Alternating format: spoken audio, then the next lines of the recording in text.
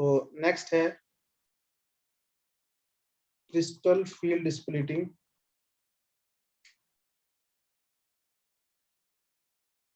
Splitting of D orbital in square planar complex. देखो वैसे तो स्क्वायर प्लेनर कॉम्प्लेक्स को समझने के लिए कई सारी चीज होती हैं, बट स्क्वायर प्लेनर यानी कि यहाँ पे आपको जो है एक चीज दिख रही है कि जैसे मान लिया वो क्यूब ही है आपका, उस क्यूब के अंदर ही वो मेटल रखी हुई है। वो जो मेटल रखी हुई थी उस मेटल की तरफ जो लाइगेंड्स हैं आपके, जो उस मेटल की तरफ जो आपके लाइगेंड्स हैं वो एक प्लेन में अप्रोच करेंगे, वो एक प्लेन की फॉर्म में अप्रोच करेंगे, ठीक है ना। और प्लेन की फॉर्म में जब अप्रोच करते हैं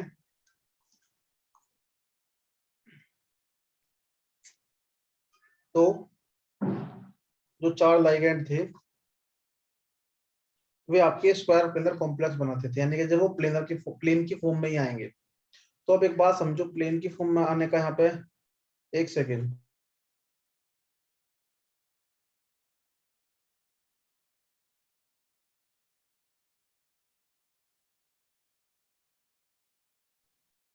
देखो जी प्लेन की फॉर्म में यहाँ पे क्या था, जब वो प्लेन की फॉर्म में आएगा तो इसका मतलब ये है कि जो आपका कॉम्प्लेक्स है, जो आपका क्रिस्टल फील्ड है, उसमें जो एक्स एक्सिस है और जो वाई एक्सिस है, हमने एक्स वाई प्लेन ले लिया, मान लिया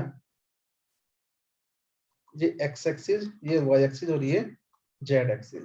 तो जो ये एक्स वाई प्लेन था, अब स्क्वायर प्लेनर कॉम्प्लेक्स के लिए जेड प्लेन का कोई काम नहीं, ठीक है ना।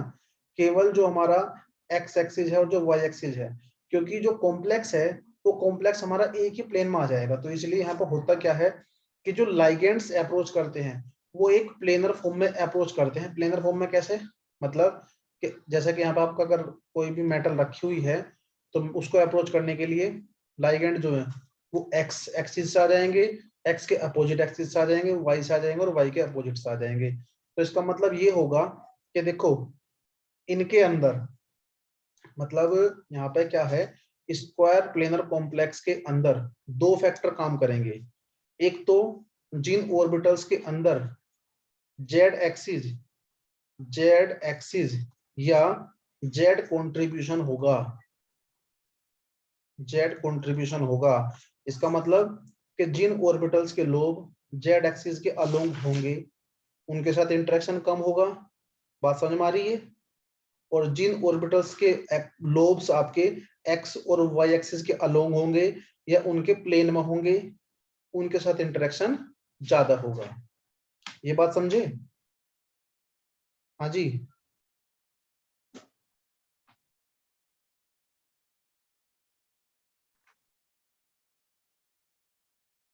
अब यहाँ पे जो आपके डी ऑर्बिटल्स थे, वो जो डी ऑर्बिटल्स हैं उनकी जो स्प्लिटिंग होगी वो स्प्लिटिंग ऐसे होगी कि यहाँ पे देखो जो आपका d x square Y square था, d x square Y square, देखो सबसे पहली बात तो ये एक्स वाई एक्सिस है, इसके अंदर एक्स एक्सिस भी है वाई एक्सिस भी, यानी कि इसके जो लोब्स हैं वो आपके एक्स एक्सिस के अलोंग पड़ते हैं। तो जो D x square Y square होगा, ये जो ऑर्बिटल है इसके साथ इंटरेक्शन सबसे ज्यादा होगा, ठीक है ना। अभी मैंने आपसे एक चीज कही कि जिन ऑर्बिटल्स के अंदर एक्स और वाई एक्सिस होंगे उनके साथ इंटरेक्शन ज्यादा होगा, ठीक। अब यहाँ पे डी एक्स वाई और डी एक सेकेंड हाँ, इसके अंदर देखो ये जो ऑर्बिटल्स था आपका, एक सेकेंड, सबसे ज्यादा जो इंटरेक्शन हुआ है वो आपका वो इंटरेक्शन हुआ है किसके साथ, D x square Y square के साथ। उसके बाद इंटरेक्शन होगा डी एक्स वाई के साथ। देखो इसमें भी क्या है, ऑर्बिटल्स के लोब्स जो थे वो आपके बिटवीन द एक्सिस पड़ रहे थे, बट एक्स और वाई प्लेन में थे दोनों, जेड का कोई कंट्रीब्यूशन नहीं था, इसलिए इसकी एनर्जी भी ज्यादा होगी, इसके साथ कोई इंटरेक्शन ज्यादा होगा। यहाँ पे एक है डी जेड स्क्वायर, एक्सिस के अलोंग पड़ रहा था, इसकी एनर्जी इसके बाद होगी, और फिर सबसे कम एनर्जी जो होगी वो आपकी हो जाएगी डी जेड एक्स और डी वाई जेड, इन दोनों की, क्योंकि इनके जो लोब्स थे वो बिटवीन द एक्सिस पड़ रहे थे, और उसमें या तो एक्स का ही कंट्रीब्यूशन था या वाई का ही कंट्रीब्यूशन था, दोनों का कंट्रीब्यूशन नहीं था। तो जो स्क्वायर प्लेनर कॉम्प्लेक्सेस हैं,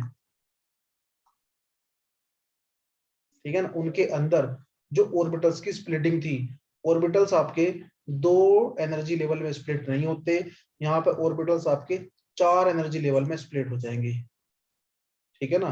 और इसका आप सीक्वेंस याद रखना, सबसे ज्यादा एनर्जी किसकी होती है, एक्स स्क्वायर वाई स्क्वायर की, फिर उसके बाद डी एक्स वाई की, फिर उसके बाद डी जेड स्क्वायर, और फिर उसके बाद डी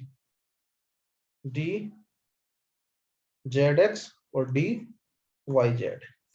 तो ये सीक्वेंस याद रखना। ऐसा क्वेश्चन आपसे कभी कभी पूछ लेता है कि स्क्वायर प्लेनर स्प्लिटिंग में जब स्प्लिटिंग होगी तो हाईएस्ट एनर्जी किसकी होगी या लोवेस्ट एनर्जी किसकी होगी, या एनर्जी का सीक्वेंस क्या होगा।